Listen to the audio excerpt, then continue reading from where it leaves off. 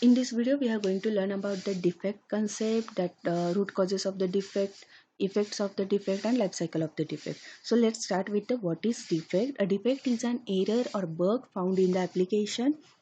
A software bug arises when the expected result don't match with the actual result. जेव्हा आपण एखादं software testing पर्पजसाठी घेतो, software जेव्हा test केला जातो by applying the test cases, then if you are getting the actual result that is different from the expected result, then we can call it as a defect in a software. So it can also be an error, flaw, failure, or fault, anything. So while testing a software application or product, if the actual result deviates from the expected result, then it is termed as a defect. It is nothing but the defect definition or concept about the what is defect.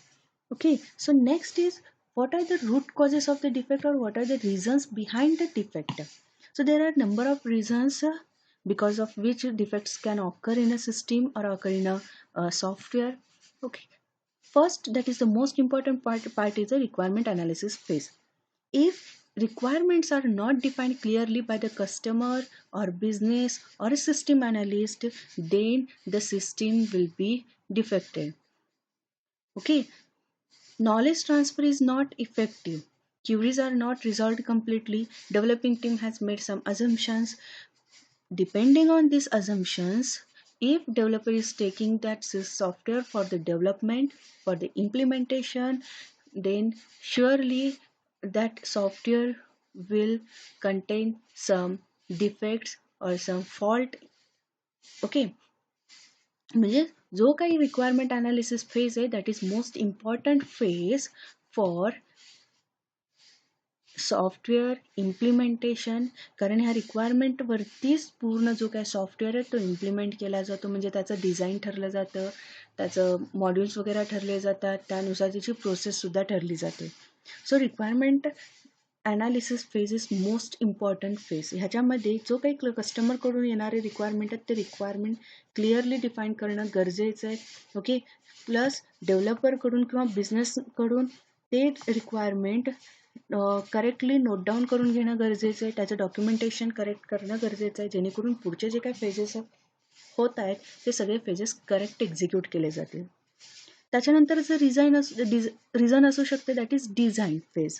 Design फेजमध्ये जर design wrong केली गेली, okay, correctly design केलं गेलं नाही software, कारण जो काही डिझाईन क्रिएट करणार आहे त्या डिझाईनच्या बेसिसवरतीच सॉफ्टवेअर इम्प्लिमेंट केला जाणार आहे. पण जर डिझाईनच करेक्ट नसेल तर जो काही सॉफ्टवेअर इम्प्लिमेंट केला जाईल ऑफकोर्स तो देखील इनकरेक्ट होईल, राईट.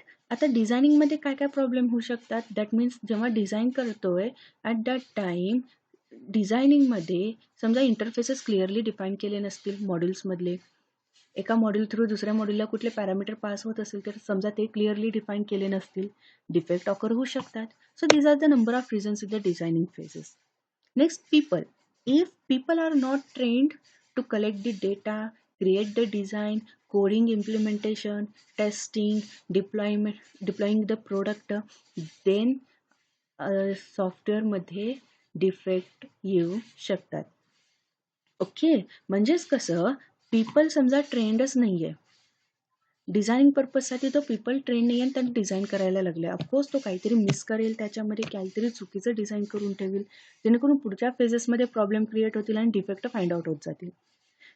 इम्प्लिमेंटेशन पार्टमध्ये जी लँग्वेज इम्प्लिमेंटेशनसाठी यूज करायला लागलो आहे, समजा पीपल ट्रेंडच नसेल, त्याला ती स्किल येतच नसेल, राईट, बेसिक स्किल फक्त त्याला माहीत असेल, तर तो ॲडव्हान्स टेक्नॉलॉजीमध्ये सॉफ्टवेअर बनवू शकेल का? नाही, बेसिक यूज करून सॉफ्टवेअर बनवेल, जेणेकरून काहीतरी डिफेक्टिव्ह, काहीतरी फॉल्ट सिस्टीममध्ये ऑकर होऊ शकतो. नेक्स्ट रिझन आहे that is processes. Processes used for the development, testing, deployment are not able to deliver the right product. म्हणजे टेस्टिंग पर्पजसाठी जे काही प्रोसेस आपण यूज करायला लागलो आहे, समजा एक्झिक्यूट करून मला सॉफ्टवेअर एक्झिक्यूट करून जर मला टेस्ट करावा लागत असेल, पण मी फक्त कोड रिव्ह्यू करायला लागले, कोड रिव्ह्यू थ्रू मला सिंटॅक्स, फक्त जे काही एरर असतील सिंटॅक्स रिलेटेड ते सापडतील, राईट. पण लॉजिकली जे येतात ॲट दी रन टाईम जे एरर्स ऑकर होऊ शकतात ते मला भेटणार आहेत काही, ते नाही भेटणार आहेत. म्हणजे जर आपण जे काही प्रोसेसेस यूज करतोय that processes must be capable to find the defects. Okay, so these are some reasons about the defect occurring or root causes of the defect.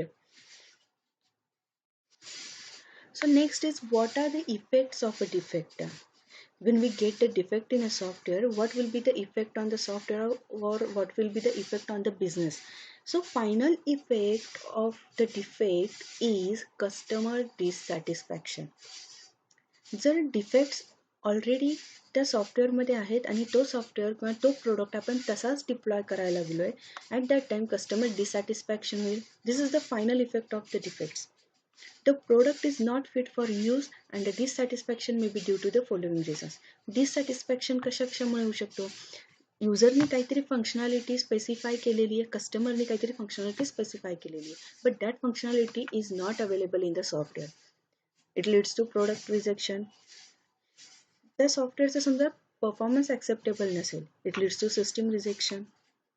Right, म्हणजे आता लोडिंगचा जो काही टाईम आहे, समजा वेबपेज लोड होतोय, webpage load होण्यासाठी minimum 1 to 2 seconds enough आहे, but it is taking 15 to 20 seconds, right?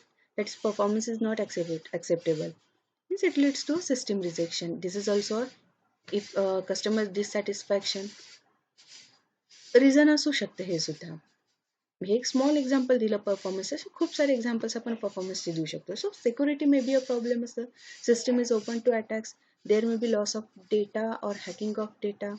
Then also जो काही सॉफ्टवेअर आपण क्रिएट करायला लागलोय तो सॉफ्टवेअर सेक्युअर असला पाहिजे. जर सिक्युरिटी मेंटेन केली नसेल, at that time system that is open to attack असू शकते. त्याच्यामध्ये जर कुठला डेटा आपण यूज करत असेल, तो डेटा लॉस होण्याचे चान्सेस आहेत किंवा हॅक होण्याचे चान्सेस आहेत. Right, so these are the effects of a defect and the final effect is customer dissatisfaction. So next, when we found the defect, that defect goes through some cycle. इथे एक मी flowchart घेतलेला आहे, ज्या through आपण डिफेक्टची cycle बघू शकतो. That is Wien defect locked म्हणतो, जेव्हा डिफेक्ट आयडेंटिफाय होतो, it is in the defect locked state. Next, जेव्हा डिफेक्ट फाइंड आउट होणार आहे, जेव्हा डिफेक्ट आयडेंटिफाय होतोय, तो डेव्हलपरला असाइन केला जाणार आहे. डेव्हलपरला असाइन केल्यानंतर डेव्हलपर व्हॅलिडिटी चेक करेल, तो डिफेक्ट न्यू डिफेक्ट आहे ना, राईट.